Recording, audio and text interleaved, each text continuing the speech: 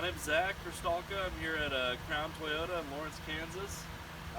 Just showing you the brand new redesigned 2020 Highlander.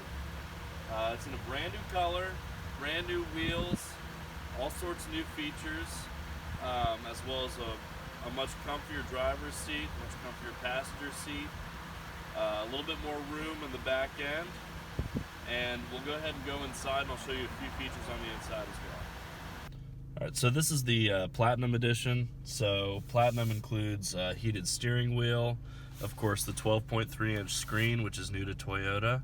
It's available on the Limited and the Platinum models.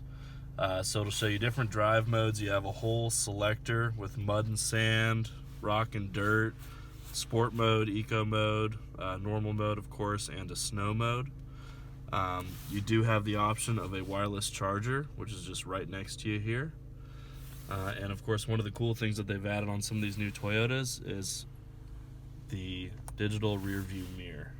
So it adds a second camera besides the reverse camera, where you can actually gain visibility by about 3 times. So here's the reverse camera on the new 12.3-inch screen with the bird's eye view on the right, so you can see the entire surroundings of the vehicle.